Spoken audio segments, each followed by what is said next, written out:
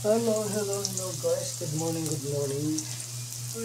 This is Jody Leones Vlog. Andito na naman ang inyong lingkod. Mapagpalang araw sa inyong lahat dyan guys. Ayan, dito na naman tayo sa ating kusina. Mumunting kusina. Ayan. Update natin ngayon guys ay magsisigang tayo ng tilapia. Sigang sa sampalok. Ayan, yung sampalok na bunga. Ayan guys. Ayan. Option, dagdag lang to guys pag hindi masyadong maasim. Ayan. Meron pa rin tayong sinigang na powder. Ayan, naggigisa na tayo guys. Ito yung ating mga sangkap. Asin, patis. Wala na palang asin. Meron tayo dito mga guys. Ayan yung sibuyas, bawang, siling haba, kamatis at luya. Ayan, ginigisa natin yung luya. Ayan, pinapalabas lang natin yung aroma bago sunod natin yung sibuyas, bawang at kamatis and isda guys. Ayun guys, saglit lang muna, update ko lang kayo mamaya. Stay put lang kayo dyan. Update ko lang kayo mamaya guys, saglit lang muna. Ayan guys, sinabay na natin yung ating bawang sibuyas. Ayan, natin yung kamatis bago ilagay natin yung patis. Bago lagay natin yung isda.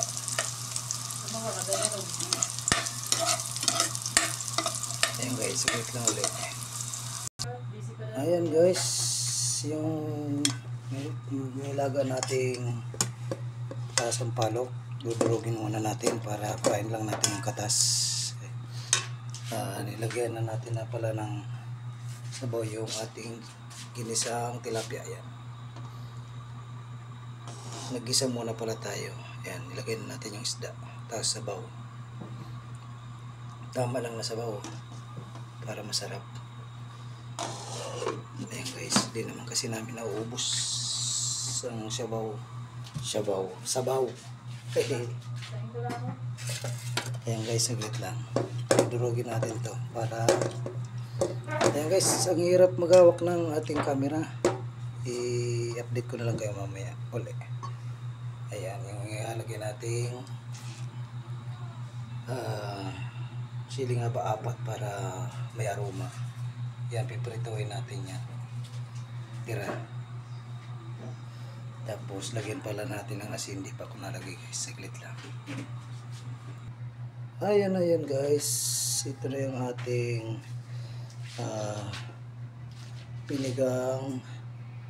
piniga na bunga ng sampalok guys. Yan, kumukulo na yung ating tilapia. Lalagay na natin yung ating daon bago yung sinigang na sabaw. Saglit lang guys. Ayan guys. Ayan guys, tiglagay na natin yung sampalok na piniga natin. Tapos lagyan natin ng magic sarap kalahati. Ayan, pwede na yan. Tapos pag medyo di maasim guys, lalagyan natin ito. Kung di maasim, papakuloy lang muna natin bago natin titikman para yung lasa ng sampalok, kung maasim talaga. Ayan guys, saglit lang muna, pakuloy lang muna natin yan. Takpan muna natin mga ilang minutes. Ayan guys, istipot lang kayo dyan. Bago pagkulo, mga 5 minutes, lagay natin ulit itong kangkong. Ayan, another 3 minutes sa kangkong. Ayan guys, saglit lang. Ayan guys, kulong-kulo na siya.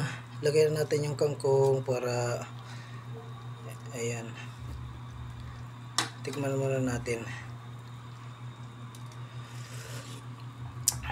Ayan guys, kulang sa asim. Gusto ko yung medyo may asim-asim konti. Lalagyan natin ng konti. Lagyan na muna natin tong daon ng kangkong bago natin lagyan ng asim ulit.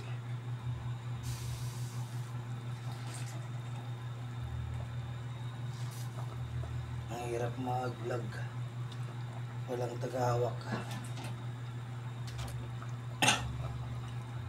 Excuse me. Ayan guys, yan, pakuluin muna natin ulit ng konti. Lagyan muna natin ng powder na sinigang. Salit lang guys, pakita ko sa inyo. Ang hirap paghawak kasi ng ayan. Ayan. May asim na rin siya guys, kaya lang parang nakukulangan akong konti. Ayan, lagyan natin ng konti. Ayan, ayos na yan. Ayan, bunga, may paasim na powder at bunga ng sampalok. Ayan. Ayan guys, konti na lang. Pwede na yan.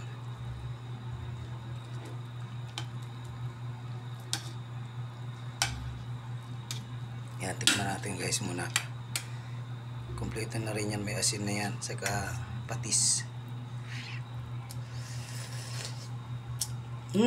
Yun. Sinasabi ko guys. Solid. Yun.